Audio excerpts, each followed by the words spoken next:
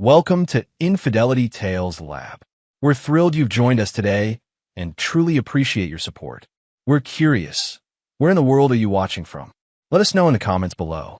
Now, let's dive into today's story. Chapter 1. The Architect. Miles Donovan had built his fortune from the ground up, brick by painstaking brick. At 47, he possessed the kind of wealth that allowed him to create intricate financial structures that even the most seasoned Wall Street veterans struggled to comprehend. It wasn't about tax evasion. It was about protection. A lesson his father, a once prosperous contractor who lost everything in a messy divorce, had impressed upon him before drinking himself to death when Miles was only 16. Never put anything in your own name, son, his father had slurred that final night. Not if you want to keep it. Miles had taken that advice and elevated it to an art form. His primary residence, a restored Victorian mansion on 3 acres just outside Boston, was owned by the Donovan Family Trust, which was in turn controlled by Hermes Holdings, an entity registered in the Cayman Islands. Miles maintained ironclad control of Hermes through a complex web of shell companies and proxy directors. To the outside world, he was merely a successful real estate developer. Only his attorney, Floyd Newman, knew the true extent of his financial empire. The irony wasn't lost on Miles. He had designed his financial labyrinth to protect himself from the government, competitors, and lawsuit-happy clients. He never imagined it would one day protect him from his own wife. Vivian had entered his life like a hurricane 6 years ago. He had been 41, she 28. They met at a charity gala where she was working as an event coordinator. Unlike the society women who typically circled him, Vivian wasn't impressed by his wealth. Or at least, she was skilled at pretending not to be. Another real estate developer, she'd said with a smirk when he introduced himself. How original. Her dismissiveness had been intoxicating. The chase that followed, dinner invitations repeatedly declined, flowers returned, had only intensified his desire. When she finally agreed to a date 3 months later, Miles was already half in love with her. The marriage proposal came 6 months after that. Miles had offered a prenuptial agreement, his attorney insisted, but didn't press the issue when Vivian tearfully expressed how it made her feel like just another business transaction. He had been a fool, blinded by her dark copper hair and cynical smile, but not enough of a fool to put her name on any of his assets. As Miles stared out the window of his private jet returning from Singapore, he scrolled through the surveillance footage on his tablet. The camera hidden in their bedroom light fixture captured it all.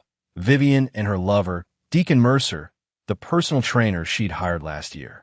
Miles had suspected for months. The late-night texts, the sudden interest in fitness, the declining of his invitations to join him on business trips, a stark contrast to the early years when she would eagerly accompany him around the world. His suspicions had led him to have Floyd hire a private security firm. They installed hidden cameras throughout the house during a weekend when he took Vivian to New York, supposedly for their anniversary. That was 3 months ago. Miles had been collecting evidence ever since, waiting for the right moment. It wasn't just about the affair. 2 weeks ago, his security team intercepted a series of encrypted messages between Vivian and Deacon. They were planning something that involved Miles' extended trip to Singapore.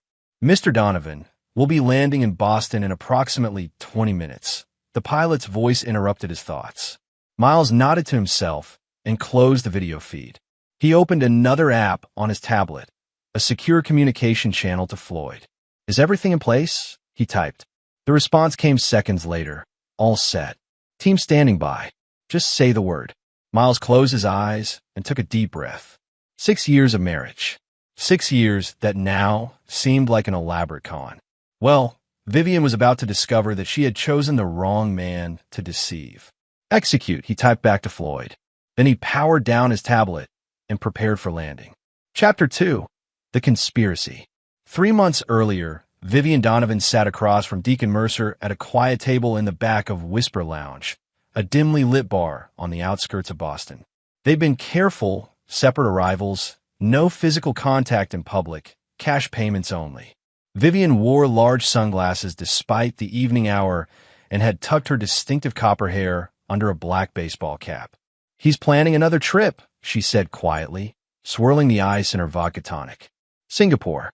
At least 2 weeks, possibly 3. Deacon nodded, his face betraying no emotion. At 35, he had the chiseled physique expected of a personal trainer, but his eyes held a calculating intelligence that had initially attracted Vivian. He wasn't just another pretty face with impressive muscles. He had ambition. "Is everything documented like we discussed?" he asked. Vivian nodded. The lawyers confirmed it. "In Massachusetts, if I can prove abandonment and emotional neglect, I can petition for temporary exclusive use of the residence during divorce proceedings. Miles has gone at least 20 days each month. I've been documenting every trip for the past year." What Vivian didn't mention was that it had been Deacon's idea to pursue this strategy. 6 months into their affair, he had casually asked about her financial arrangements with Miles. When she admitted there was no prenuptial agreement, his eyes had lit up with interest. "You realize what that means, right?" he had said. "Massachusetts is an equitable distribution state. Without a prenup, you're entitled to a significant portion of everything acquired during the marriage." From that moment, their relationship had taken on an additional dimension. Lovers, yes, but also conspirators. Deacon had introduced her to Lorna Fitzgerald, a divorce attorney known for her aggressive tactics against wealthy husbands. "What about the deed to the house?" Deacon asked now, keeping his voice low. "Any progress there?" Vivian frowned. "That's the problem. I can't find a copy anywhere in the house. I've searched his home office multiple times. According to public records, the house is owned by something called the Donovan Family Trust. And who controls the trust? I don't know. Miles keeps all his business dealings separate from our personal life. He's secretive." Deacon's jaw tightened briefly. This was a complication. What about his assistant? Patrice? Could you get information from her? Vivian shook her head. "Patrice is completely loyal to Miles. She barely acknowledges my existence when I call his office. We need that information, Viv. Without understanding his financial structure, we're fighting blind." What neither of them knew was that Miles had begun suspecting Vivian's infidelity months ago. The first clue had been a misdirected text message that appeared on his iPad through their shared Apple account. A message clearly not meant for him, though it had been quickly deleted. Then there was the lingering scent of unfamiliar cologne in their bedroom, noticed when he returned unexpectedly early from a trip to Chicago. Miles had not confronted her. Instead, he began his own documentation, quiet modifications to his financial structures, digital surveillance, and background checks on anyone new in Vivian's life, including her suspiciously overqualified personal trainer with a last name that had been changed from Mercado to Mercer 5 years ago. Back at the Whisper Lounge, Vivian leaned forward. "I have another approach. Miles' attorney, Floyd Newman, handles everything. His office would have copies of all the legal documents. Can you get access?" "Not directly, but..." Vivian smiled slightly. "Floyd's assistant, Bethany, has always been friendly to me. I've been cultivating that relationship." She mentioned that Floyd is going on vacation next week. "The Galapagos. Limited internet access." Deacon raised an eyebrow, impressed. "So, while the cat's away..." "Exactly. I'm taking Bethany to lunch tomorrow. I think with the right incentive, she might be willing to help us get copies of some key documents." What Vivian couldn't have known was that Bethany Palmer had worked for Floyd Newman for 15 years. Her friendliness was professional courtesy, nothing more. And her mention of Floyd's upcoming vacation was a deliberate piece of misinformation, part of a counterintelligence strategy developed after Miles first voiced his suspicions to Floyd. Bethany had immediately reported Vivian's lunch invitation to Floyd, who had instructed her to accept and feed Vivian carefully curated information. Every detail would be reported back to Miles. Meanwhile, Miles had authorized the installation of state-of-the-art surveillance equipment throughout their home. Every conversation, every visitor, every search through his papers was captured and analyzed. He watched as Vivian and Deacon's conspiracy unfolded, always 2 steps ahead of their planning. As Vivian and Deacon finished their drinks and prepared to leave separately, Deacon reached across the table and briefly squeezed her hand. "Once we have control of the house, everything else will fall into place," he assured her. "Miles will be negotiating from a position of weakness. Trust me." Vivian nodded, her expression determined. 2 more months. Then we make our move during the Singapore trip. Neither of them noticed the man sitting at the bar, apparently focused on a basketball game on the television. Harold Vincetti, retired Boston police detective and current employee of Sentinel Security Services, had been tracking their movements for weeks. As they left, he finished his club soda, left a generous tip, and made a phone call. "Sir, they're still planning to move during the Singapore trip. We got all on audio." On the other end of the line, Floyd Newman smiled. "Excellent. Send me the recording. Mr. Donovan will want to hear this personally." Chapter 3. The Deception. The Singapore business trip was supposed to last 3 weeks, but Miles Donovan had completed his negotiations in just 12 days.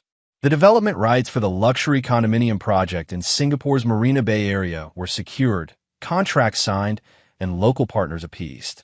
It was a substantial win for Donovan Development, adding another jewel to his international portfolio. Under normal circumstances, Miles would have extended his stay to explore investment opportunities in neighboring Malaysia or perhaps enjoy a few days of relaxation at the Raffles Hotel, where he maintained a permanent suite. But these are not normal circumstances. In his hotel room, Miles conducted a video call with Floyd Newman and Harold Vincetti from Sentinel Security. "They've accelerated their timeline," Harold explained, his weathered face filling a portion of the screen. "According to our surveillance, they're bringing in the security team tomorrow morning. For men from Bastion Security Services." "Bastion?" Miles raised an eyebrow. "That's Deacon's brother's company." "Correct," Floyd confirmed. "We've looked into it. Bastion is owned by Travis Mercado. Deacon still uses his birth name in business dealings with his brother. They primarily provide nightclub bouncers and event security, but they're branching into executive protection services." Miles nodded thoughtfully. "So Vivian gets to claim she feared for her safety because of my erratic behavior. And, conveniently, her lover's brother provides the muscle to keep me out of my own house." "That appears to be the plan," Harold agreed. "They've been careful to create a paper trail. Vivian has been making calls to a domestic violence hotline from your landline. She's visited the emergency room twice in the past month, complaining of anxiety and insomnia, which she attributed to fear of your unpredictable temper." Miles' expression darkened. "I've never raised my voice to her, let alone my hand." "We know that, sir," Harold said. "But she's building a narrative. She's also been transferring small amounts from your joint account to a private account over the past 6 months. Small enough not to trigger any alerts, but it adds up to about $250,000. The joint account has a $500,000 limit," Miles said dismissively. "It's replenished monthly for household expenses. She's welcome to it." Floyd cleared his throat. "There's more, Miles. Bethany reports that Vivian tried to bribe her for information about your financial holdings. Offered her $50,000 in cash to provide copies of trust documents and offshore account details." Miles leaned back in his chair, a faint smile touching his lips. "And what did our loyal Bethany do?" "Provided her with exactly what we wanted her to have. The altered documents showing that the house is owned directly by Hermes Holdings, with no mention of the intervening trusts or the fact that you personally control Hermes through proxy directors." "Perfect," Miles nodded. "And our countermeasures?" Harold took over again. "Our team will remain in position, but unseen. We have 4 operators stationed in the guest house, monitoring the security feeds. Once Bastion's team is in place, we'll make contact with them privately. As discussed, we'll present the authentic ownership documents and offer them double whatever Vivian is paying. And if they refuse?" "They won't," Harold said confidently. "I've researched Travis Mercado. He's ambitious, but practical. When he understands that his security license could be revoked for participating in an illegal lockout, he'll make the business decision." Miles nodded again, satisfied. "I'll be arriving on flight SQ-26, landing at 7:15 p.m. tomorrow. Keep me updated on any developments." After ending the call, Miles stood and walked to the floor-to-ceiling windows of his suite, gazing out at the Singapore skyline. The Marina Bay Sands complex dominated the view, its 3 towers supporting the famous Sky Park, a feat of engineering and audacity. Miles appreciated audacity. In fact, a part of him admired Vivian's boldness. It was a quality that had attracted him to her initially, but he had no tolerance for betrayal. His phone chimed with a text message from Vivian. Miss you. When are you coming home? The corners of his mouth lifted in a cold smile as he typed his response. Negotiations wrapping up early. Should be home tomorrow evening. Can't wait to see you. He could almost picture her panic as she read his message. The frantic call to Deacon. The rushed adjustment of their plans. They would need to move quickly now, bringing in the security team immediately rather than tomorrow morning. Miles sent another text to Floyd. Green light. They'll move tonight. Floyd's response was immediate. Team in position. All contingencies covered. Miles turned back to the Singapore skyline, his reflection superimposed over the glittering cityscape. His father's voice echoed in his memory. Never put anything in your own name, son. Not if you want to keep it. He had built his financial fortress to protect against business risks, never imagining it would serve as a bulwark against marital betrayal. Yet here he was, about to witness the effectiveness of his creation from a new angle. Miles poured himself 2 fingers of Macallan 25, raised the glass in a silent toast to his late father, and began packing for his journey home. Chapter 4. The Confrontation. The private jet touched down at Boston Logan International Airport at 6:43 p.m., 32 minutes ahead of schedule. Miles had slept for most of the 14-hour flight, a skill he perfected over years of international business travel. He looked refreshed in his tailored charcoal suit as he descended the steps to the tarmac, where a black Escalade waited. "Welcome back, Mr. Donovan," said Roland, his longtime driver. "Straight home?" "Yes, Roland," Miles replied, sliding into the leatherback seat. "And take the route past Brewer's Pond, would you? I could use the extra few minutes." "Of course, sir." As the Escalade pulled away, Miles checked his phone. 3 text messages from Floyd with updates. Bastion team arrived at 9 a.m. For men, led by Travis Mercado personally. Vivian presented altered documents to them claiming full ownership. Our team made contact at 2 p.m. Travis agreed to our terms immediately.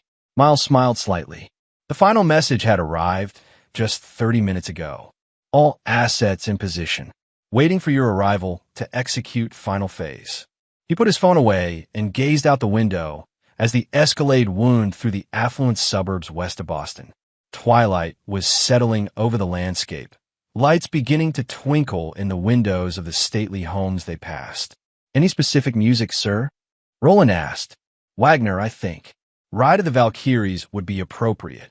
As the powerful orchestral piece filled the vehicle, Miles closed his eyes briefly, centering himself for the confrontation to come.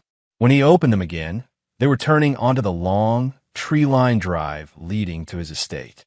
The house came into view, a magnificent Victorian restoration with modern additions that preserved its historic character while providing contemporary luxury. Lights blazed from every window, and 4 large men in black uniforms stood at attention near the front entrance. Bastion security, no doubt. The Escalade stopped at the bottom of the circular driveway, just inside the gate. Miles stepped out, straightening his suit jacket. "Wait here, Roland. This shouldn't take long." As Miles approached, the security team moved to form a human barrier in front of the door. The tallest among them, a muscular man with a military-style buzz cut, stepped forward. "I'm sorry, sir, but you can't come any further. This is private property." Miles smiled pleasantly. "I'm well aware. It's my private property. I have documentation stating otherwise, sir," the man replied stiffly. "This residence belongs to Mrs. Vivian Donovan, and she has requested that you not be permitted entry." At that moment, the front door opened and Vivian emerged. She was dressed impeccably in a black cocktail dress that Miles recognized. He had purchased it for her in Milan the previous year.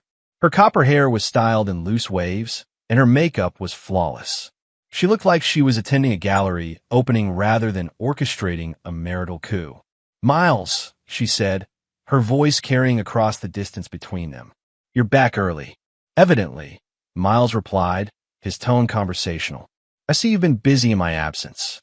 "This isn't your house anymore," Vivian declared, her voice taking on a harder edge. "I've filed for divorce and secured a temporary order for exclusive use of the marital residence, effective immediately." You can collect your personal belongings tomorrow, supervised, between 10 a.m. and noon. Miles made a show of looking around at the security team. And these gentlemen are here to enforce this supposed order. They're here to ensure my safety, Vivian replied. Given your history of intimidation. Miles chuckled softly. That's quite creative, Vivian. Completely fictional, but creative. He turned to the lead security officer. You must be Travis Mercado, Deacon's brother, correct? The man's expression betrayed a flicker of surprise before returning to professional neutrality. Sir, I'm going to have to ask you to leave the premises.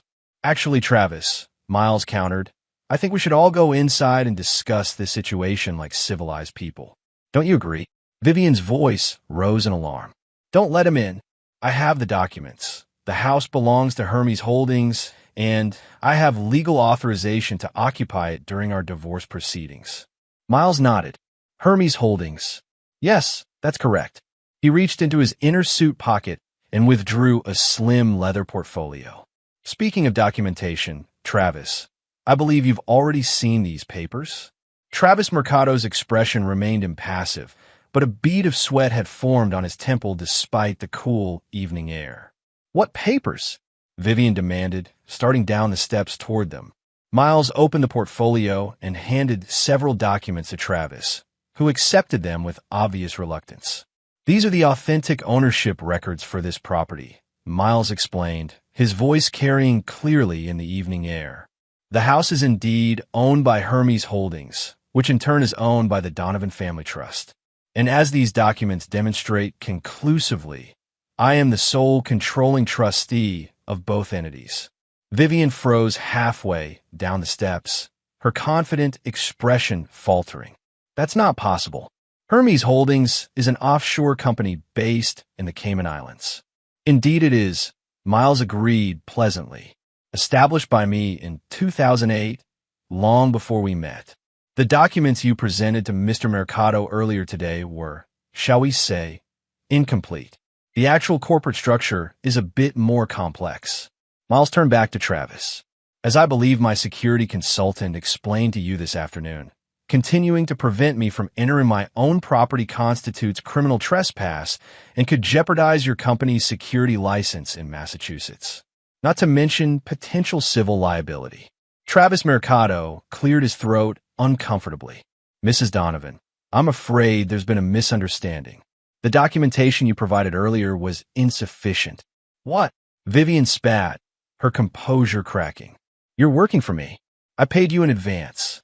About that, Miles interjected smoothly. Mr. Mercado and his team have agreed to a change in employment. He nodded toward the gate, where 4 men in dark suits had emerged from unmarked vehicles. My own security team from Sentinel Services will be taking over the protection of the property. Protection from unauthorized occupants. That is, Travis stepped aside, motioning for his team to do the same. Mrs. Donovan, I apologize, but we cannot continue this assignment. Your retainer will be refunded in full. Vivian stood frozen on the steps, her face a mask of disbelief that rapidly transformed into fury. You can't do this. I have a court order. Based on fraudulent claims, Miles countered, ascending the steps. Floyd has already filed an emergency motion to vacate, supported by extensive evidence of your affair with Deacon Mercer and your conspiracy to illegally seize control of property that is demonstrably not part of our marital assets. He reached the top of the steps where Vivian stood, meeting her gaze directly for the first time. Up close, he could see the panic behind her eyes. You're locked out, Miles said softly, echoing the words she had planned to say to him. This is my house now. He smiled coldly. Actually, it always was. Miles, please. Vivian's tone suddenly shifted to pleading. We can talk about this. You don't understand. Understand perfectly, Miles interrupted. You and Deacon have been planning this for months. The emergency room visits, the calls to domestic violence hotlines, the systematic withdrawals from our joint account. It was quite thorough. Vivian's eyes widened. How did you? No. Miles finished for her. I've known about your affair since it began. Every conversation, every plan, every attempt to access my financial records. It's all documented. From inside the house, came the sound of raised voices. Moments later, Deacon Mercer was escorted out the front door by two of the Sentinel security officers, looking disheveled and furious. "Travis, what the hell?" Deacon demanded, seeing his brother standing with Miles' team. "Sorry, Deacon," Travis replied stiffly. "Business decision." Miles turned to the Sentinel team leader. "Please escort Mrs. Donovan and Mr. Mercer off the property. They can take one vehicle and any personal items they're currently carrying. Everything else can be arranged through our attorneys." "Miles, you can't just throw me out," Vivian protested, her voice rising hysterically. "Half of everything is mine by law. Half of our marital assets," Miles corrected her. "This house, as you've just learned, is not a marital asset. Neither are most of my business holdings. But we can discuss the division of our IKEA dishware and the Target betting if you'd like." The security team moved forward, flanking Vivian and Deacon. "This isn't over," Deacon snarled. Miles regarded him with cold amusement. "Mr. Mercer, or should I say, Mr. Mercado, for you, it's very much over. Now, please leave my property before I decide to press charges for breaking and entering." As Vivian and Deacon were escorted to her BMW, Miles turned and entered his home. The massive oak door closed behind him with a satisfying thud. Inside, Floyd Newman waited in the foyer, a glass of scotch in hand. He offered it to Miles. "Congratulations," Floyd said. "Phase 1 complete, exactly as planned." Miles accepted the drink and took a sip, savoring the smoky flavor. "Arrange for the locks to be changed tonight, and schedule a deep cleaning for tomorrow." "Already done," Floyd assured him. "The locksmith will be here within the hour, and the cleaning service is booked for 8 a.m. Miles nodded, satisfaction evident in his expression. What was her face like when they drove away? Floyd allowed himself a small smile. "Priceless, Miles. Absolutely priceless." Chapter 5. The Aftermath. The morning after the confrontation, Miles sat in his home office reviewing the surveillance footage from the previous night. After he had gone inside, leaving Vivian and Deacon to be escorted off the property, the cameras had captured their departure. Vivian's face was indeed a study in shock, rage, and disbelief as she was forced into the passenger seat of her own BMW, Deacon taking the wheel. Miles paused the footage, zooming in on Vivian's expression. 6 years of marriage, and he had never seen her look so authentic. The carefully maintained facade of sophistication and composure had crumbled completely, revealing the calculating opportunist beneath. A knock at the door interrupted his thoughts. "Come in," Miles called. Floyd entered, immaculately dressed, as always in a tailored navy suit, bearing a leather portfolio and a tablet. "Morning report," Floyd said, taking a seat across from Miles. "The locks have been changed. Security protocols updated. Sentinel has a 4-man team maintaining perimeter surveillance, rotating in 12-hour shifts." "Excellent," Miles nodded. "Any contact from Vivian or Deacon?" Vivian tried to return at midnight with 2 Boston police officers, claiming domestic violence and illegal eviction. Officers Ramirez and Talbot, both reasonable men. I showed them the property documentation and explained that Mrs. Donovan had attempted to fraudulently seize control of the residence. They advised her to pursue the matter through civil courts. Miles smiled slightly. "Where did they go after leaving here?" "According to our surveillance, they spent the night at the Four Seasons downtown. Room charged to your American Express, naturally." "Of course," Miles said dryly. "Cancel that card. In fact, cancel all cards where she's an authorized user." Floyd made a note on his tablet.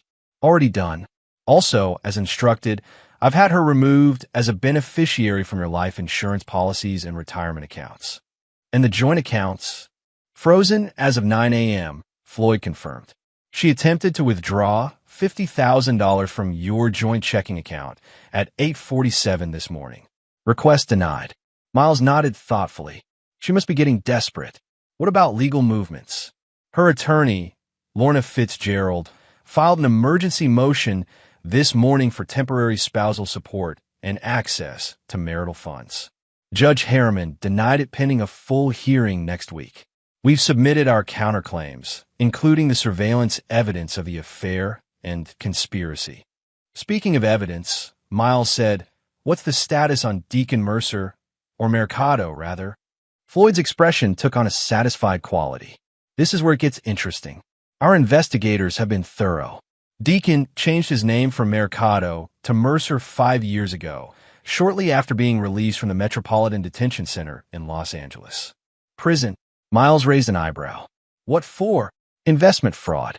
He posed as a wealth management consultant and siphoned nearly $2 million from clients before being caught. Served 18 months of a 3-year sentence." Miles leaned back in his chair, processing this information. "And Vivian knew this?" "Unknown," Floyd replied. "But there's more. Since his release, he's established a pattern. 3 relationships with wealthy, married women in Los Angeles, San Francisco, and Chicago. Each followed the same trajectory. He's hired as a personal trainer, initiates an affair, and eventually encourages the woman to seek divorce. In the Chicago case, he actually married the woman after her divorce was finalized. That marriage lasted 8 months, during which he transferred nearly $600,000 from their joint accounts to offshore holdings. A professional, Miles mused. And his brother's security company? Legitimate, as far as we can tell. Travis appears to have distanced himself from Deacon's criminal activities. The company primarily provides bouncers to nightclubs and event security. The Executive Protection Division was only established 6 months ago, around the time Deacon and Vivian began planning their coup, Miles noted. Floyd nodded.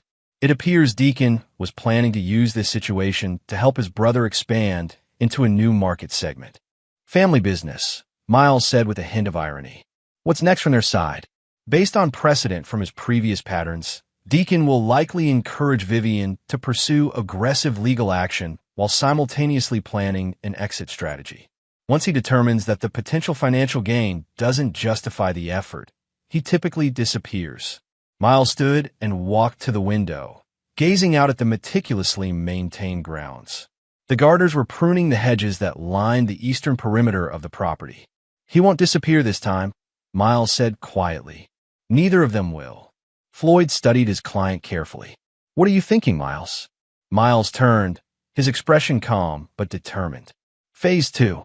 It's time to dismantle Mr. Mercado's operation permanently and ensure that Vivian understands the full consequences of her choices. The private investigator has compiled extensive documentation on Deacon's previous frauds," Floyd offered, "including victims who never reported to authorities. We could anonymously provide this information to current victims' spouses, law enforcement in multiple jurisdictions, and financial regulators." "Do it," Miles decided. "But that's just the beginning. I want financial pressure applied immediately. Contact the Four Seasons and any other high-end hotels in Boston. Make it known that neither Vivian nor Deacon are authorized to charge anything to any of my accounts or business entities. They'll need to find alternative accommodations quickly," Floyd observed. "Precisely. Where's Vivian's family these days?"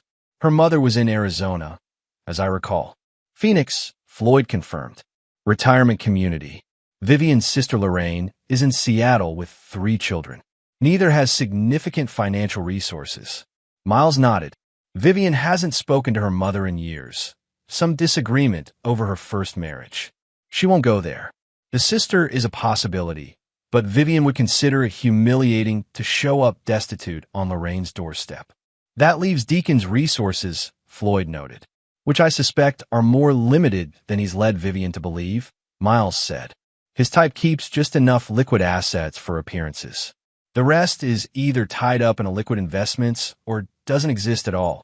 A notification chimed on Floyd's tablet.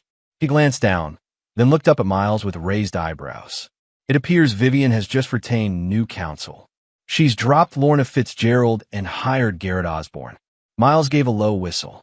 "Osborne doesn't come cheap. Starting retainer is $75,000, if memory serves." "Correct," Floyd confirmed. "Which raises the question, where did she get that kind of money on short notice with her access to your accounts cut off?" "Maybe Deacon is better funded than we thought," Miles mused. "Or perhaps Vivian had a rainy day fund I wasn't aware of. Either way, Osborne is formidable.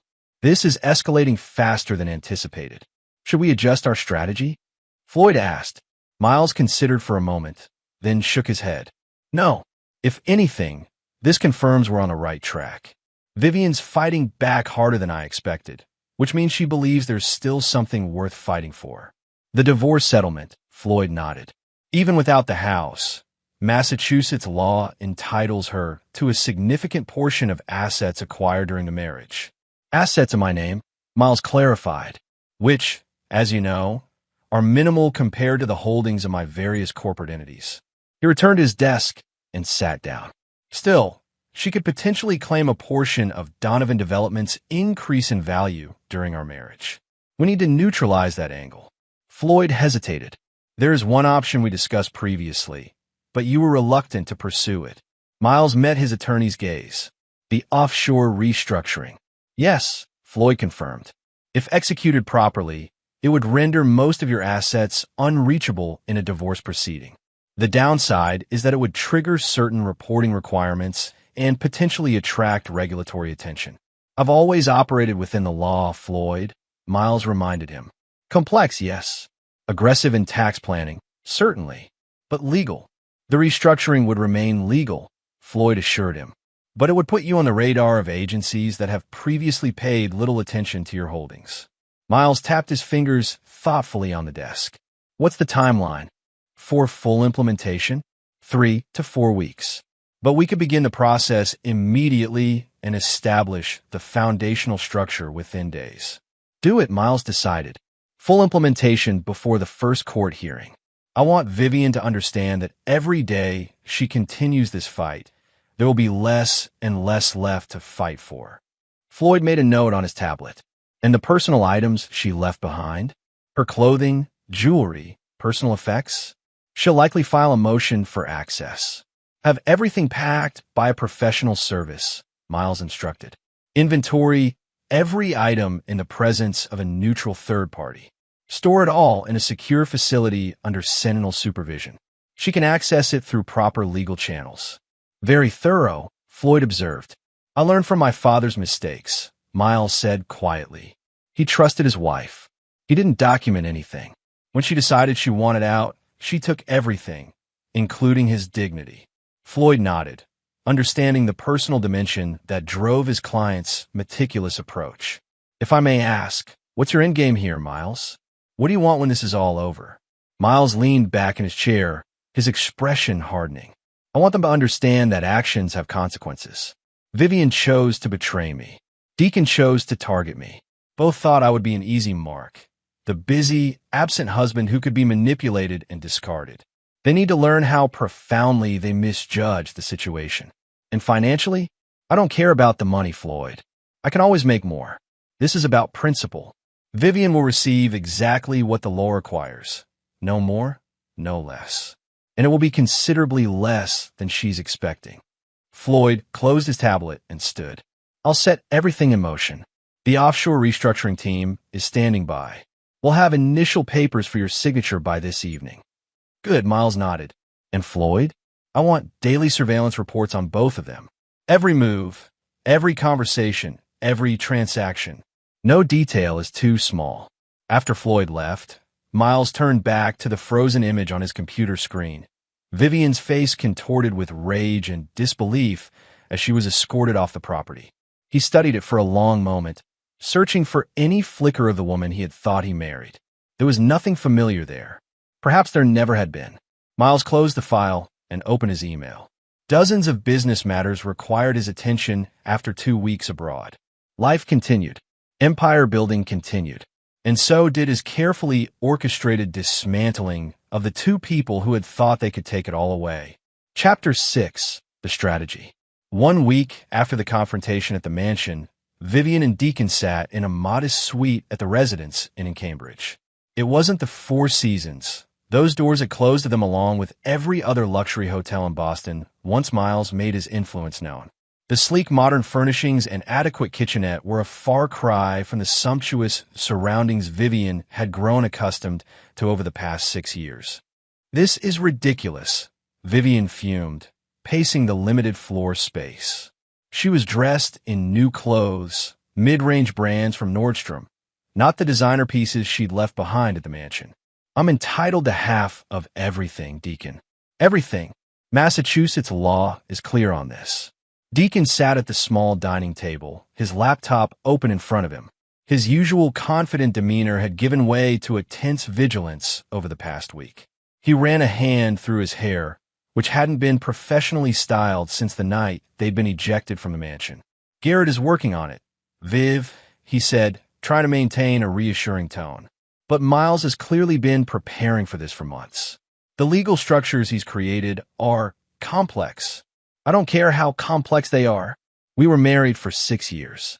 I'm entitled to my share. Deacon eyed her cautiously. He had never seen this side of Vivian, the polished socialite facade completely stripped away, revealing a hardness that both concerned and intrigued him. Garrett says Miles has initiated some kind of offshore restructuring, Deacon explained. He's moving assets beyond the reach of Massachusetts courts. Can he do that? Legally? Deacon sighed. According to Garrett, yes. The transactions themselves are legal. Morally questionable, perhaps, but legal.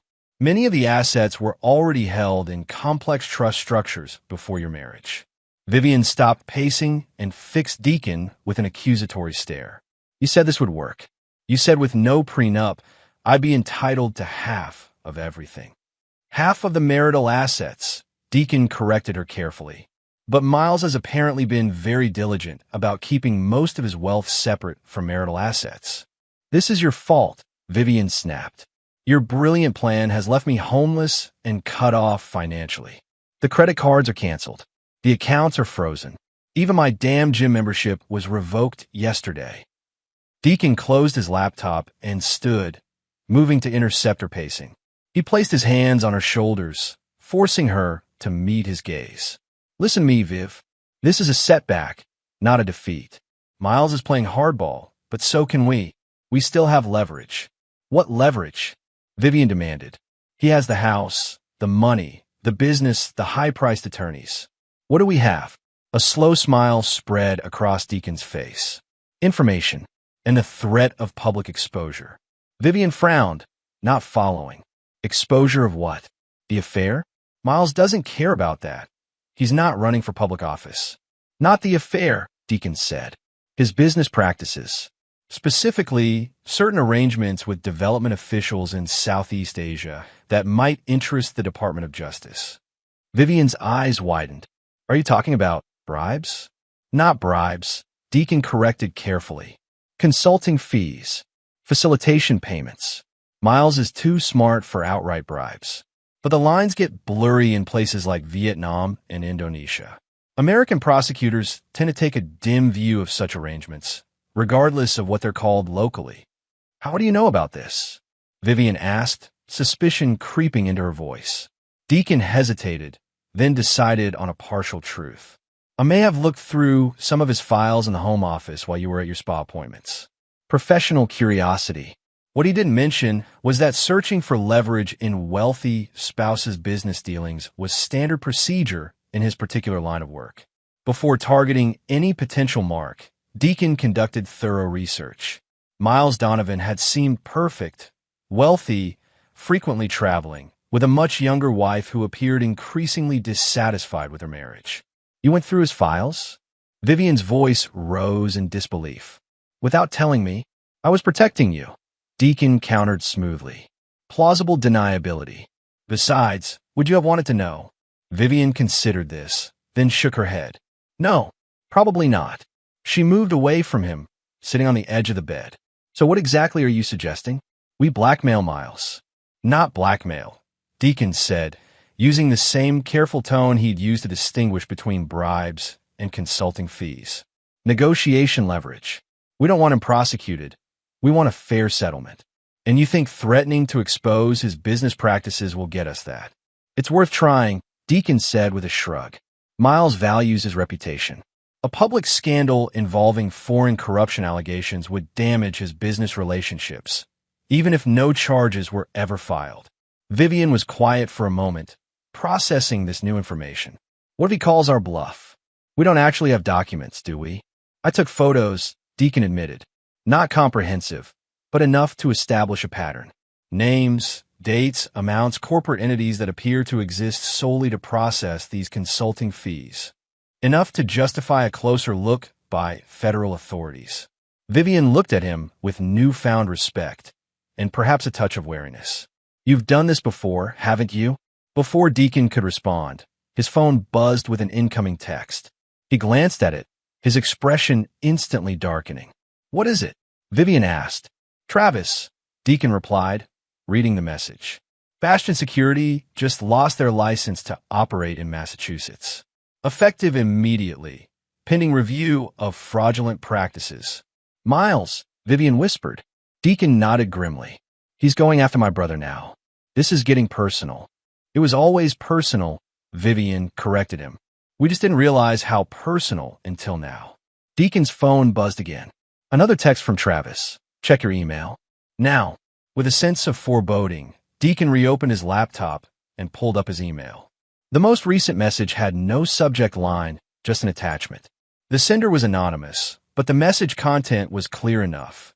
A courtesy copy of what's being sent to authorities in Los Angeles, San Francisco, Chicago, and Boston tomorrow morning. Deacon opened the attachment. A comprehensive dossier on his activities over the past 5 years, including his name change, his prison sentence, and detailed accounts of his relationships with wealthy women in multiple cities. Financial records, photographs, hotel receipts, text message transcripts, all meticulously organized and annotated. "Jesus Christ," he muttered, scrolling through the document with growing horror. "What is it?" Vivian moved to look over his shoulder. Her gasp told him she understood the implications immediately. "He knows everything," Deacon said quietly. "Everything about me, my past, my pattern." "Your pattern?" Vivian turned to face him, her expression hardening. "What exactly does that mean, Deacon?" He closed the laptop, buying a moment to collect his thoughts. "It means Miles has been investigating me, digging into my background." "And what did he find?" Vivian's voice had taken on a dangerous edge. "What pattern, Deacon?" Deacon sighed, recognizing that further deception would only make things worse. "I've had relationships with other wealthy women going through divorces. I've helped them navigate the process." "Help them navigate the process," Vivian repeated slowly. "You mean you've done this before? Seduced unhappy wives of rich men and encouraged them to file for divorce." "It wasn't like that with us," Deacon insisted, reaching for her hand. "What we have is real." Vivian pulled her hand away. "Is it? Was any of it real? Or was I just another mark in your pattern?" Before Deacon could respond, his phone rang. The caller ID showed Travis again. "I need to take this," he said, grateful for the interruption. "It's my brother." Vivian walked to the suite's small window, staring out at the Cambridge skyline, while Deacon spoke in low, urgent tones behind her. Her mind was racing, reevaluating everything she thought she knew about her relationship with Deacon. Had it all been a calculated scheme? The initial flirtation during training sessions, the sympathetic ear when she complained about Miles' frequent absences, the gradual escalation from confidant to lover? She had believed they had a genuine connection, that Deacon saw her as more than just Miles Donovan's trophy wife. Now she wasn't sure what to believe. Damn it! Deacon's explosive exclamation pulled her from her thoughts. She turned to see him staring at his phone, his face pale. "What happened?" "Miles happened," Deacon spat. "Travis just got a call from a Massachusetts banking commission. They're auditing all of Bastion's accounts based on allegations of money laundering. His business accounts are frozen." "Can he do that?" Vivian asked incredulously. "Just make a phone call and shut down an entire business?" "Apparently, Miles Donovan can," Deacon replied bitterly. "Travis says Miles' attorney called him directly afterward, offering to resolve the misunderstanding if Travis provides a sworn statement about our plan to take over the house." Vivian sank into a chair, suddenly exhausted. "He's systematically destroying everything around us. The house, the money, your brother's business. What's next?" Deacon didn't answer immediately. He was staring at his laptop, a new thought clearly troubling him. "We need to move," he said suddenly. "What? Why?" "If Miles has this much information about me, about us, then he knows where we're staying. He could be watching us right now." As if on cue, Deacon's phone chimed with a new email notification. He opened it cautiously. It contained only a photo, a high-resolution image taken that morning of Deacon and Vivian entering the residence inn, time-stamped 8:17 a.m. "We're leaving," Deacon announced, already gathering his laptop and few belongings. "Now." Vivian didn't argue.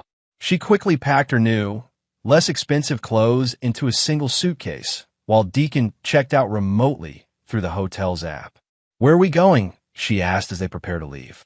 Deacon paused at the door, meeting her gaze directly for the first time since the revelations about his past. "First, somewhere safe. Then, we fight back." Miles thinks he's won because he has money and connections. But he's underestimating what people will do when they're cornered. Vivian studied him, seeing both the calculated manipulator revealed in Miles' dossier and the man she'd come to depend on over the past year. Whatever his initial motivations, they were in this together now. "What's the plan?" she asked simply. "We use what we have," Deacon replied. "The information about his business practices in Asia. But we don't just threaten to use it. We actually use it. Anonymous tip to the Justice Department. Copy to the SEC. Let Miles deal with federal investigators crawling through his business while we regroup." "That's not negotiation leverage anymore," Vivian pointed out. "That's scorched earth." Deacon nodded grimly. "Miles crossed a line going after my family. This isn't about money anymore. It's about survival." Vivian shouldered her bag, her resolve hardening. "Then let's survive. And make damn sure Miles doesn't." As they slipped out of the residence inn through a service entrance, neither noticed the unobtrusive gray sedan parked across the street. Inside, Harold Vincetti from Sentinel Security photographed their departure, noted the time, and made a phone call. "Mr. Newman? They're on the move." "Yes, sir. We'll maintain surveillance." The game of cat and mouse was entering a new phase. Miles had drawn first blood, but Deacon and Vivian were now ready to strike back with the desperation of those who had nothing left to lose. Miles, however, was far from finished with his carefully orchestrated plan. The opening moves had gone exactly as anticipated. Now it was time for the middle game, where the true complexity of his strategy would become apparent. Chapter 7. The Counter-Move. Miles Donovan sat in the understated conference room of Newman & Associates, reviewing the latest surveillance report on Vivian and Deacon. After fleeing the residence in 3 days ago, they had checked into a budget hotel in Somerville under false names, paying cash. They remained there for less than 48 hours before moving again, this time to a short-term rental in Revere secured through an online marketplace. "They're burning through cash quickly," Floyd observed, seated across from Miles. "Our financial analysis suggests Vivian had approximately $120,000 in a private account we weren't previously aware of. Between Garrett Osborne's retainer, hotel expenses, and daily living costs, they've likely gone through at least half of that already." Miles nodded, unsurprised. Vivian was always careful to set something aside. "I actually respected that about her. They've been making frequent trips to public libraries and internet cafes," Floyd continued, "using public computers rather than their own devices. They're afraid we're monitoring their electronics," Miles deduced. "Smart move, albeit too late. Indeed, we've been able to recreate most of their online activities through our sources. They've been researching offshore corporate structures, particularly in the Cayman Islands and Singapore." Miles smiled faintly. "Looking for weaknesses in my financial armor. Any other significant movements?" Floyd hesitated briefly. "Yes. Yesterday, Deacon spent 3 hours at the Boston Public Library. He accessed the Department of Justice website, specifically pages related to the Foreign Corrupt Practices Act and whistleblower provisions. So they're considering that angle," Miles mused, betraying no concern. "As expected. You don't seem worried," Floyd noted carefully. "Because I'm not," Miles replied simply. "First, any allegations would be baseless. My international business dealings are complex but entirely legal. Second, even if they managed to trigger an investigation, it would be a minor inconvenience at most. And if they go public with accusations, the press might pick it up, especially given the circumstances." Miles leaned back in his chair, completely at ease. "Floyd, how long have you known me?" "Nearly 20 years, the attorney replied. "And in those 20 years, Have you ever known me to leave a significant vulnerability unaddressed? Floyd conceded the point with a slight nod. Never. Exactly. Now, what's the update on our other initiatives? Floyd consulted his tablet. The offshore restructuring is proceeding ahead of schedule. Phase 1 is complete, with the primary assets now secured within the new structure. Personal court filings show that Vivian's attorney has requested an emergency hearing regarding financial support. Judge Harriman has scheduled it for next Tuesday. And our counter motion, filed yesterday, we've requested full financial disclosure from both Vivian and Deacon, including the source of funds for Osborne's retainer, given that all known marital accounts have been frozen. Miles nodded approvingly. That should create some interesting pressure points. What about Travis Mercado? He's cooperating fully, Floyd reported. Provided a sworn affidavit regarding the scheme to take over the house, including text messages between him and his brother discussing the plan. The Banking Commission has conditionally lifted the freeze on Bastion's operational accounts, though the audit continues. Good. He made the right choice, Miles said. And our final contingency? Floyd's expression grew more serious. In place, but he hesitated. Miles, are you certain you want to proceed with that? It's extreme, even given the circumstances. It's insurance, Floyd. Something I hope we won't need to use, but essential to have in place. Miles fixed his attorney with a steady gaze. They try to take everything from me. Not just material possessions, but my home, my legacy. They need to understand that actions of that magnitude have consequences of equal measure. Before Floyd could respond, his assistant Bethany entered after a brief knock. I'm sorry to interrupt, Mr. Newman, but there's a situation requiring immediate attention. What is it, Bethany? Floyd asked. We've just received word from our sources at the Justice Department. An anonymous complaint was filed this morning alleging violations of the Foreign Corrupt Practices Act by Donovan Development, specifically regarding projects in Vietnam and Indonesia. Miles and Floyd exchanged looks. They've made their move, Miles said quietly. Sooner than I anticipated. Floyd turned back to Bethany. What's the current status? The complaint has been received by the FCPA unit, but no formal investigation has been opened yet. They're conducting an initial assessment. Thank you, Bethany, Floyd said. Please ask Carlton to join us immediately. After Bethany left, Miles stood and walked to the window, gazing out at the Boston skyline. They're desperate, he observed, making accusations without sufficient evidence. But potentially damaging nonetheless, Floyd cautioned. An FCPA investigation, even one that ultimately finds no wrongdoing, can create significant business disruption and reputational damage. Which is precisely why we prepared for this scenario, Miles reminded him. Activate Protocol Firebreak immediately. Floyd nodded and made a call. Carlton, it's time. Initiate Firebreak. Full spectrum, effective immediately. Miles continued staring out the window as Floyd completed the call. Protocol Firebreak was a comprehensive counterintelligence and reputation management system they had developed years ago for just such a contingency. It involved multiple components: legal response teams, media management specialists, financial communication protocols, and, most importantly, activation of carefully cultivated relationships within key regulatory agencies. Carlton confirms all elements are being activated, Floyd reported after ending the call. The DOJ response team is already preparing a detailed rebuttal to any potential allegations. Our regulatory liaisons are being briefed. Excellent, Miles said, turning back from the window. Now, let's discuss next steps. I want to increase the pressure on our friends. They've already lost the house, access to funds, and Deacon's brother's business is compromised, Floyd pointed out. What more leverage do we need? This isn't about leverage anymore, Floyd, Miles said, his voice hardening slightly. This is about consequences. They've escalated by involving federal authorities with false accusations. That crosses a line. Floyd studied his client carefully. In 20 years, he had never seen Miles truly angry. Irritated, yes. Strategically aggressive, certainly, but never consumed by personal animosity. Now, however, he detected something new in Miles' demeanor.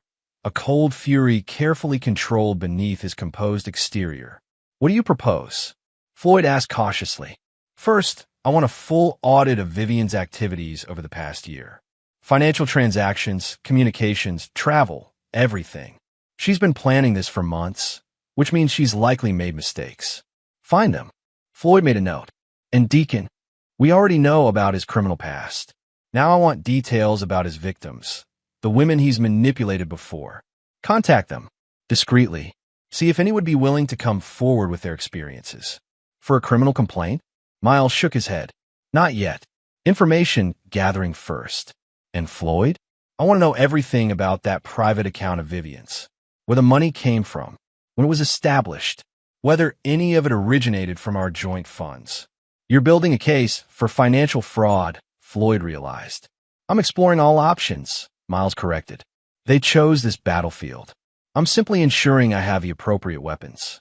A knock at the door announced Carlton Renwick's arrival. The former Justice Department prosecutor, now a partner at a prestigious Washington law firm that specialized in FCPA cases, entered with the confident bearing of a man accustomed to high-stakes legal battles. "Miles," Carlton nodded in greeting. "Firebreak protocols have been initiated. My team is already in contact with the FCPA unit chief, a former colleague of mine. We're positioning this as a malicious complaint filed as leverage in a contentious divorce." "How are they responding?" Miles asked. "Cautiously," Carlton replied. "They're obligated to review all complaints, but the timing and anonymous nature raise red flags for them. I provided them with background on your current situation with your wife and her associate." "Good," Miles nodded. "Timeline. They'll conduct a preliminary review, which typically takes 2 to 3 weeks. However, given the circumstances and the information we've provided, I believe we can expedite a determination of insufficient basis to proceed within 7 to 10 days. "That's not fast enough," Miles said firmly. "I need this resolved before the divorce hearing on Tuesday." Carlton looked skeptical. "Miles, even with my connections, the DOJ has processes." "I understand bureaucratic constraints, Carlton," Miles interrupted. "But I also understand that where there's a will, there's a way. Find the way." Carlton and Floyd exchanged glances before Carlton nodded. "I'll do what I can, but I should note that an unusually rapid dismissal could itself raise questions." "Then ensure the dismissal is both rapid and unquestionable," Miles replied. "The complaint is baseless. The evidence of its malicious intent is clear. Make that reality apparent to your former colleagues." After Carlton left to make the necessary arrangements, Floyd turned to Miles. "There's still the matter of the hearing on Tuesday. Garrett Osborne is good. He'll come prepared to paint you as a vindictive husband using your financial resources to punish Vivian." "Let him try," Miles said dismissively.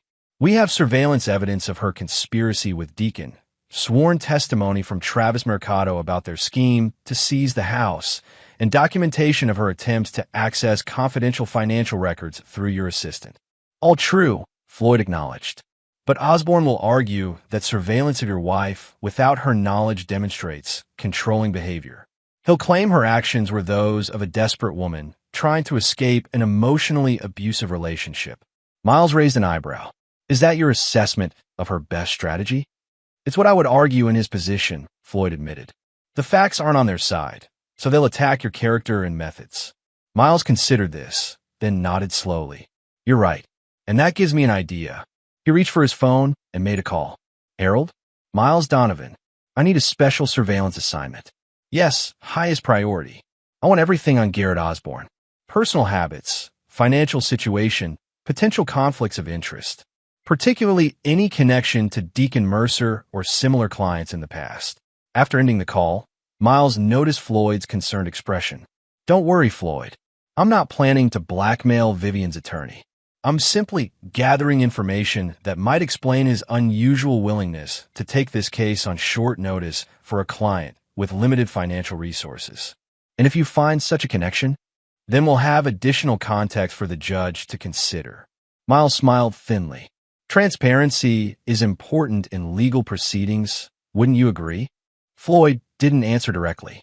Instead, he asked, "What's your endgame here, Miles?" What does victory look like to you? Miles was quiet for a moment, considering the question carefully. Victory is Vivian understanding the full consequences of her betrayal. It's Deacon facing justice for his pattern of predatory behavior. It's restoration of what they tried to take from me. Not just material possessions, but peace of mind. The knowledge that my defenses worked. And financially, Vivian will receive exactly what the law requires. No more, no less. But she'll learn that her actions have permanently diminished what that amount would have been had she chosen a different path. Floyd nodded, making a final note on his tablet. I'll have the team work through the weekend preparing for Tuesday's hearing. And Miles? For what it's worth, I think you're handling this remarkably well, considering the circumstances. Miles smiled faintly. My father used to say that revenge is a dish best served cold. He was wrong about many things, but not about that. As Floyd gathered his materials to leave, Miles added one more thing. I want to move forward with the final contingency. Make the necessary arrangements. Floyd paused, his expression troubled. Miles, are you certain? Once initiated, it can't be easily recalled. I'm certain, Miles replied, his voice leaving no room for further discussion. They've shown their hand with the FCPA complaint. It's time to show them the consequences of their choices. After Floyd left, Miles remained in the conference room alone, reviewing the surveillance photos of Vivian and Deacon. 6 months ago, they had begun plotting to take everything from him. Now, they were running from hotel to hotel, their resources dwindling, their options narrowing. And Miles was just getting started. Chapter 8. The Revelation. The shabby one-bedroom apartment in Revere was a far cry from the luxury Vivian had grown accustomed to. The faded wallpaper, outdated furniture, and persistent smell of previous tenants' cooking had initially horrified her. Now, 5 days into their stay, she barely noticed the surroundings. Her focus had narrowed to survival and the increasingly desperate search for leverage against Miles. Anything? She asked, looking up from her laptop as Deacon entered the apartment. He had been out for hours, making calls from various public phones and meeting with potential allies. Deacon shook his head, his expression grim. Nothing good. Our FCPA complaint was rejected by the Justice Department. Insufficient evidence to warrant a formal investigation was the official language. How is that possible? Vivian demanded. You said the evidence we had was compelling. It should have been, Deacon agreed, frustration evident in his voice. But apparently Miles has friends in high places. My contact at the DOJ says the complaint was reviewed and dismissed in record time. Less than 4 days. That never happens. Vivian slumped back in her chair. So Miles wins again. Don't say that, Deacon snapped, more harshly than he'd intended. He softened his tone immediately. We're not done yet, but we need to be realistic about our position. Which is? Vivian asked, though she suspected she already knew the answer. Deacon sat heavily on the worn couch. Not good. Travis called while I was out. Miles' attorney offered him a deal. Full restoration of Bastion's licenses and business accounts in exchange for detailed testimony about our plan. Vivian's eyes widened. He wouldn't. He already did, Deacon said flatly. Travis chose his business over family loyalty. Can't say I blame him entirely. He has employees who depend on those paychecks. So now Miles has sworn testimony about our plans, Vivian summarized. And we have, what exactly? Deacon didn't immediately answer. His usual confident demeanor had eroded steadily over the past week as Miles' systematic counterattacks had closed off one option after another. We have the hearing on Tuesday, he finally said. Garrett still believes he can secure you temporary support. Based on what? Miles has moved everything offshore.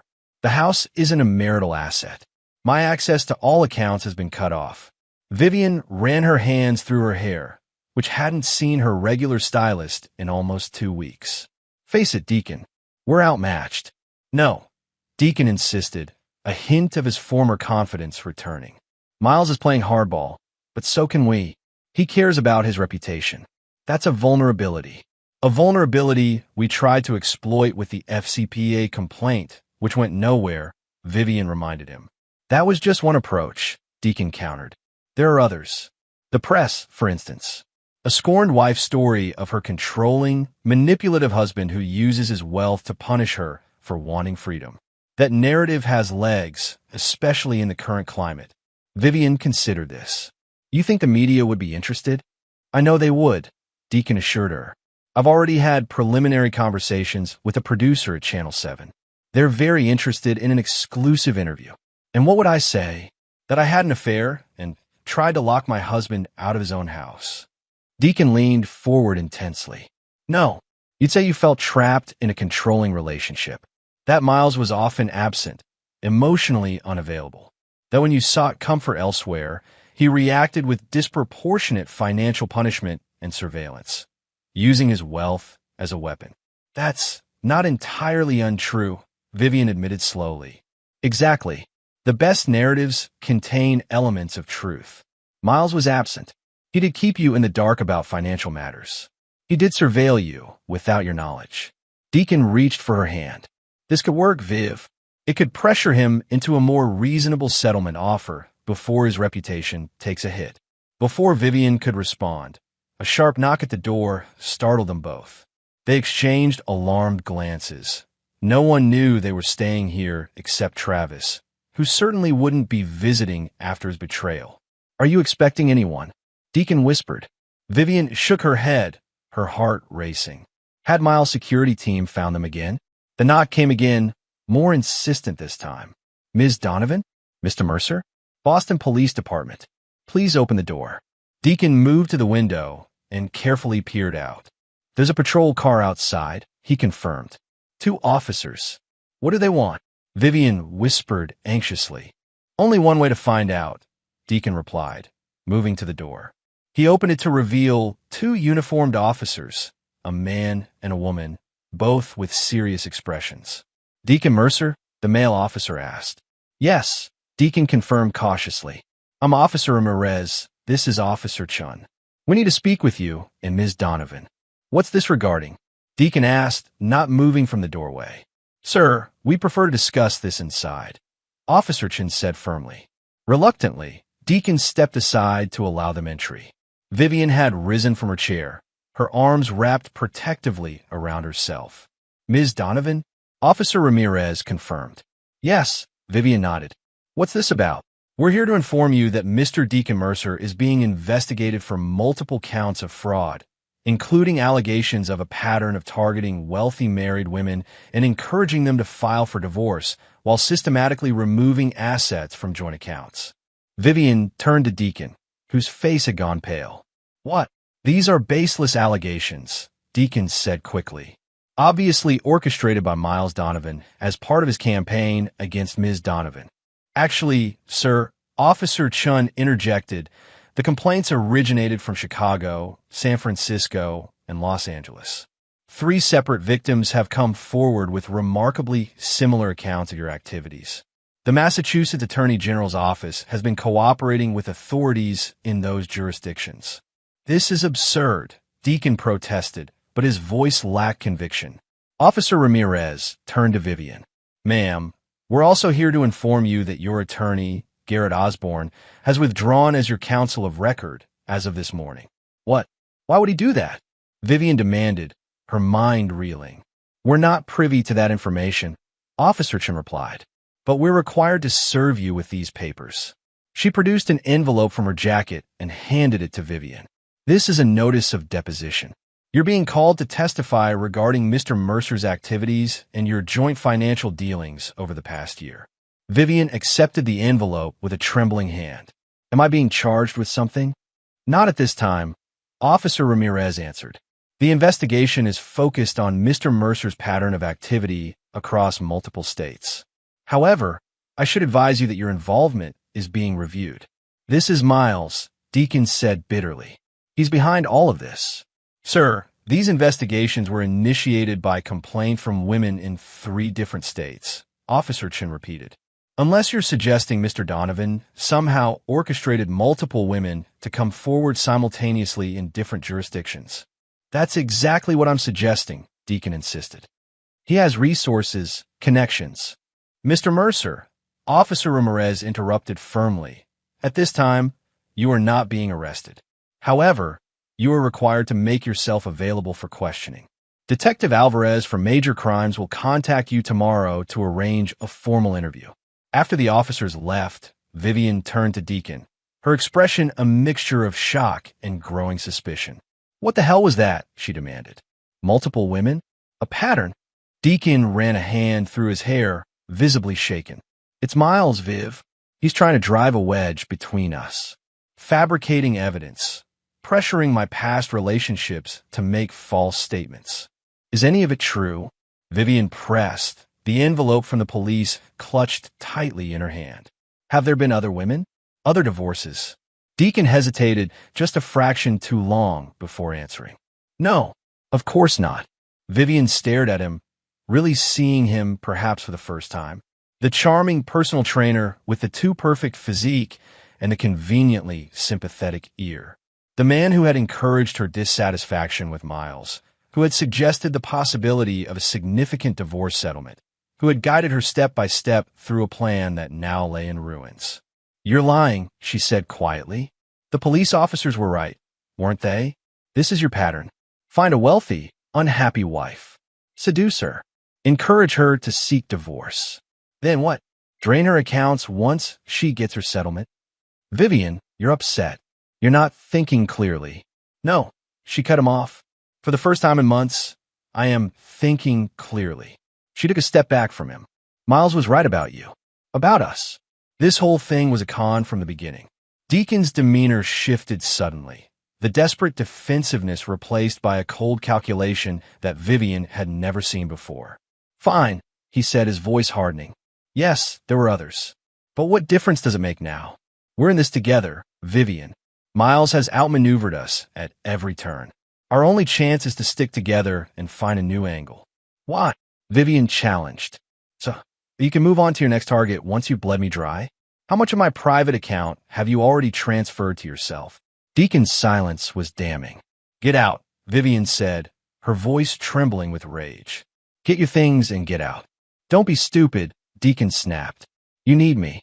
The hearing is in 3 days. Without an attorney, without support. I'll figure it out, Vivian interrupted. But I want you gone. Now. For a moment, Deacon looked like he might argue further. Then his expression shifted again, a cold smile spreading across his face. You're making a mistake, he said quietly. But fine. Have it your way. He gathered his laptop and a small bag of essentials. At the door, he paused.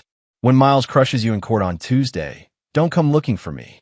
After he left, Vivian sank onto the couch, the police envelope still clutched in her hand. Her mind was racing, reevaluating every moment of her relationship with Deacon in light of this new information. The attentive listener, the gradually increased physical training sessions, the first accidental touch that led to more, the sympathetic conversations about Miles' emotional distance. Had any of it been real? Or had she simply been another mark in a practice con? Her phone chimed with an incoming text. Unknown number. With a sense of foreboding, she opened the message. Ms. Donovan, this is Floyd Newman. In light of recent developments, Mr. Donovan is willing to discuss settlement terms. If you're interested, please call my office to arrange a meeting. This offer expires at 5 p.m. tomorrow. Vivian stared at the message for a long time. Miles had known all along what Deacon was. Known that their relationship was built on manipulation and deceit. And now, with Deacon exposed and her attorney withdrawn, Miles was offering an olive branch. Or was it a trap? Another move in a game she was clearly losing? Vivian set down the phone without responding and opened the envelope from the police. Inside was indeed a formal notice of deposition, but also a second document that made her breath catch. It was a detailed financial analysis of her private account, the one she thought no one knew about. The analysis showed systematic transfers over the past 3 months. Small amounts moved regularly from her account to an offshore entity registered in Panama. More than $60,000 in total. Transfers she had never authorized. Transfers Deacon must have initiated using her account information. At the bottom of the page was a handwritten note in unfamiliar handwriting. Evidence secured from Deacon's laptop. Multiple similar patterns documented with previous victims. Consider your options carefully. Vivian's hands trembled as she set down the document. The full magnitude of her situation was becoming clear. She had been manipulated by Deacon. She had betrayed Miles. She had participated in a scheme to illegally seize property. And now she was alone, without legal representation, facing a divorce hearing in 3 days. For the first time since the confrontation at the mansion, Vivian Donovan began to cry, not from anger or frustration, but from the crushing realization of her own terrible mistakes. Chapter 9. The Resolution. The conference room at Newman & Associates was deliberately intimidating, all polished mahogany and leather chairs, with a sweeping view of Boston Harbor through floor-to-ceiling windows. Vivian sat alone on one side of the massive table, painfully aware of her faded jeans and simple blouse, the best she could manage from her rapidly dwindling wardrobe. Across from her sat Miles, impeccable in a tailored navy suit, flanked by Floyd Newman and a younger attorney she didn't recognize. Miles' expression was unreadable as he studied a document before him, seemingly in no hurry to acknowledge her presence despite the fact that she had been waiting for nearly 10 minutes. Finally, he looked up. His eyes held none of the warmth she remembered from their early years together, but neither did they contain the anger she had expected. Instead, there was something more disturbing, clinical detachment, as if she were a mildly interesting business problem to be solved. "Thank you for coming, Vivian," Miles said, his voice neutral. "I understand yesterday was difficult for you." Vivian straightened in her chair, determined to maintain her dignity despite everything. "You orchestrated all of this, didn't you? Finding Deacon's previous victims, getting my attorney to withdraw, even the police showing up exactly when they did." Miles didn't deny it. "I simply accelerated processes that would have happened eventually. Deacon Mercer, or Mercado, rather, has left a trail of victims across the country. It was only a matter of connecting them and providing the evidence to the appropriate authorities." "And my attorney?" Floyd Newman answered this question. "Mr. Osborne withdrew after learning of Mr. Mercer's criminal background and the potential implications for your case. It was his decision, made to protect his professional reputation." Vivian doubted that was the whole story, but she let it pass. "Why am I here, Miles? Your text said you wanted to discuss settlement terms." "Yes," Miles confirmed. "The divorce hearing is Monday. I see no reason to drag this out further." The younger attorney slid a document across the table to Vivian. "This is our proposed settlement agreement. I'd be happy to walk you through the key provisions." Vivian didn't touch the document. "I don't have an attorney anymore. I'm not signing anything without legal representation." "A prudent decision," Miles acknowledged. "We've arranged for independent counsel to review the agreement with you. Barbara Winters is waiting in the adjacent conference room. She's a respected family law attorney with no previous connection to me or my businesses." Vivian was surprised by this concession. "Why would you do that?" "Because I want this agreement to withstand any future challenge," Miles replied simply. "I have no interest in revisiting this matter once it's resolved." Vivian finally reached for the document, scanning the first page. The language was dense legal terminology, but the bottom-line figures caught her attention immediately. $3 million? She asked, looking up in surprise. "Plus the condo in South Beach." "Yes," Miles confirmed. "Paid in a lump sum upon finalization of the divorce, with the South Beach property transferred to your name within 30 days. Vivian was suspicious. After everything that had happened, the affair, the attempt to seize the house, the FCPA complaint, Miles was offering a settlement that appeared genuinely generous. "What's the catch?" she asked bluntly. Miles almost smiled. "Several, actually. The agreement includes a strict confidentiality clause regarding our marriage and divorce. Any violation results in forfeiture of the entire settlement amount. There's also a non-disparagement provision that prevents you from making any negative statements about me or my businesses to the media or through social media." "That's standard," Vivian noted. "There must be more." "There is," Miles admitted. "The agreement requires your full cooperation with authorities in their investigation of Deacon Mercer's activities. You'll need to provide complete and truthful testimony regarding his methods and actions." "You want me to help you destroy him?" Vivian said flatly. I want you to help his victims seek justice, Miles corrected, including yourself. Vivian was quiet for a moment, absorbing the implications. And if I refuse? If I decide to fight this in court? Floyd Newman cleared his throat. Ms. Donovan, I believe you should discuss that scenario with independent counsel.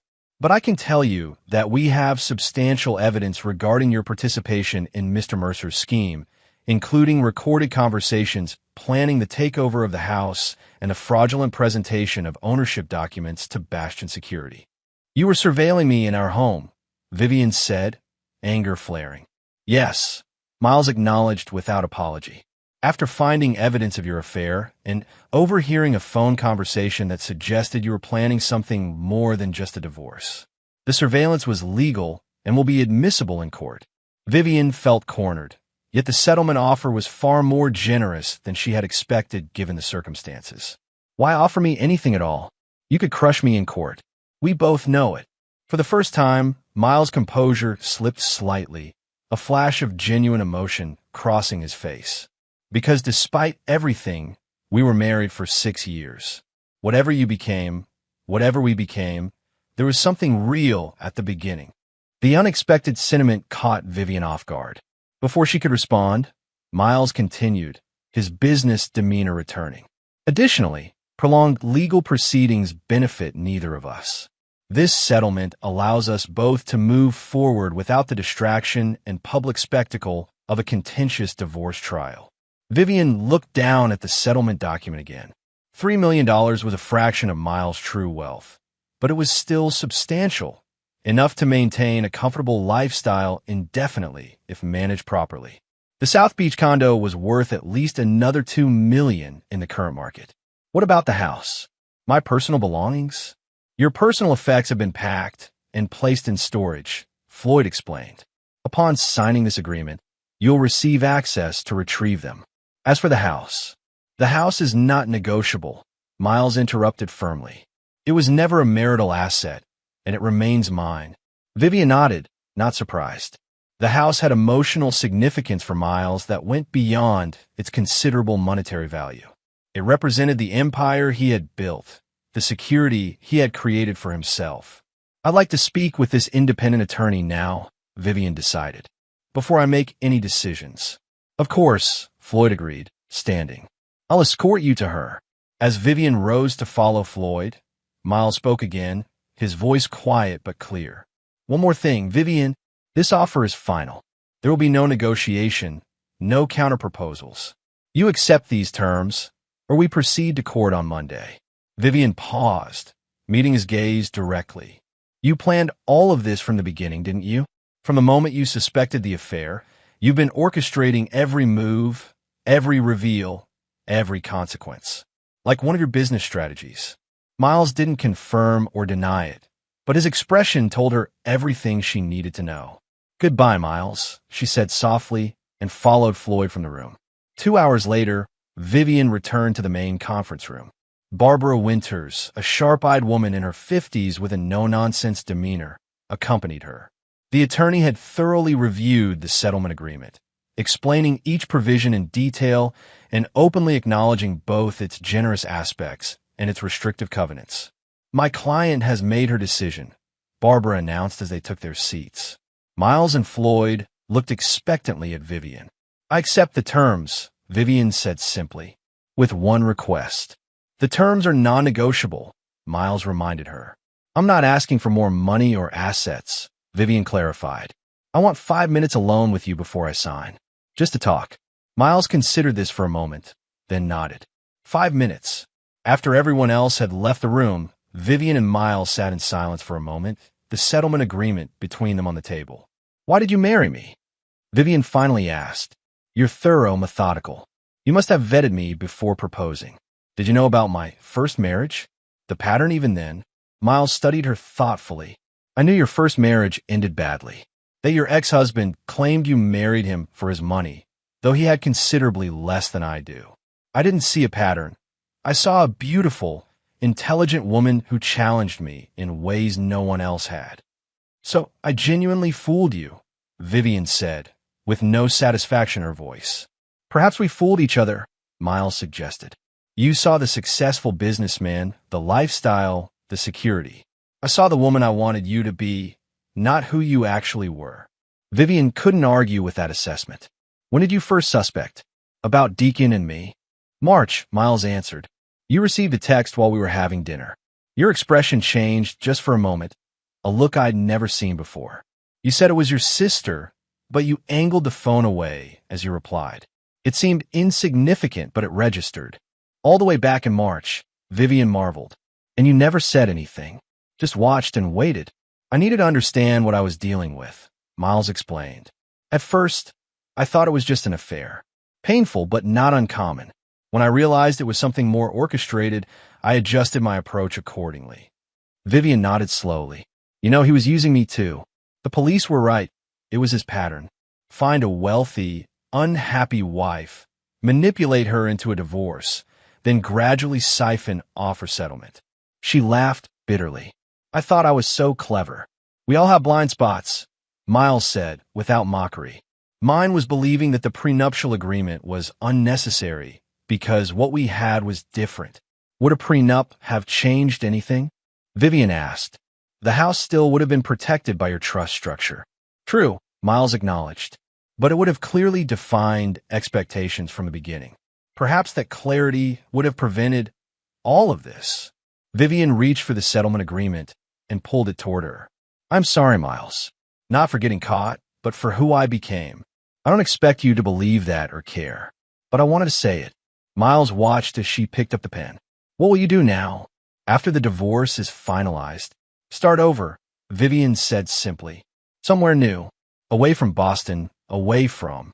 She gestured vaguely, encompassing everything around them. Away from all of this. And Deacon, Vivian's expression hardened. I'll testify. Everything I know, everything we planned. He deserves whatever consequences come his way. Good, Miles nodded, satisfied. Vivian signed all 3 copies of the agreement. Her signature steady despite the finality of the moment. One last question. The offshore restructuring you initiated when all this began, was that real or just another pressure tactic? Miles smiled slightly. What do you think? I think you moved enough assets to make the threat credible, but not the entire empire. You're too careful to trigger that level of regulatory scrutiny unless absolutely necessary. Very perceptive, Miles acknowledged. You would have made an excellent business partner in another life.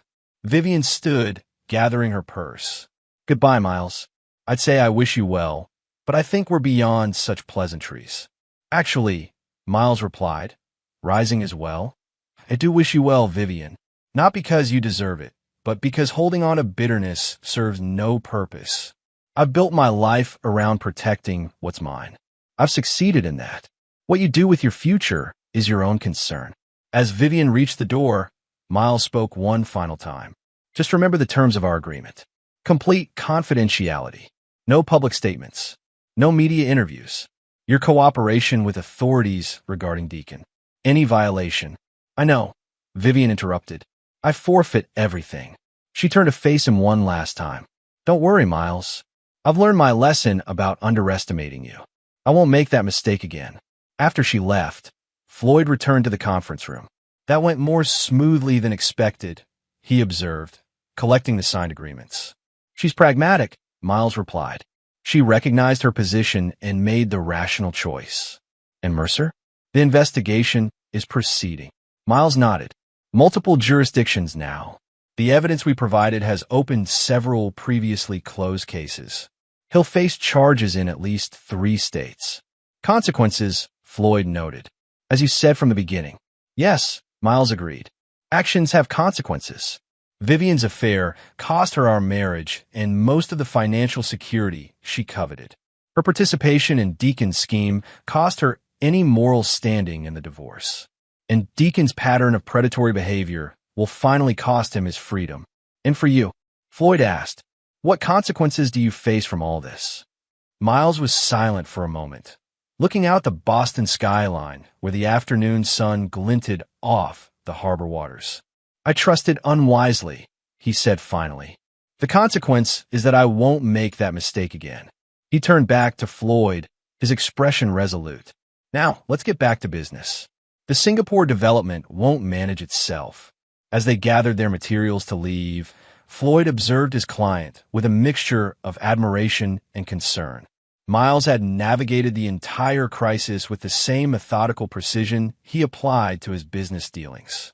He had identified the threat, developed a multi-layered strategy to neutralize it, and executed that strategy flawlessly. Yet something fundamental had changed. The Miles Donovan who had fallen in love with Vivian 6 years ago, the man who had been willing to forego a prenuptial agreement because he believed in the relationship, was gone. In his place stood someone even more formidable, someone who had eliminated what might have been his last vulnerability. Miles caught Floyd watching him and raised an eyebrow inquiringly. "Just thinking," Floyd said, "that you've handled this situation remarkably well." "I simply applied the principle my father taught me," Miles replied. "Never put anything in your own name if you want to keep it, including your trust." With that, he closed his briefcase and strode from the room, already focused on the next challenge, the next opportunity, the next victory. Behind him, in his perfectly ordered wake, lay the ruins of Vivian's schemes and Deacon's manipulations, a testament to the consequences of betraying a man who had built an empire specifically designed to be unassailable. A man who never forgot and never forgave. And there you have it. Another story comes to an end. What did you think? I'd love to hear your thoughts in the comments below. If you enjoy this story, consider joining our community by subscribing. It means the world to us. For more stories like this one, check out the recommended videos on screen. And I'll see you there.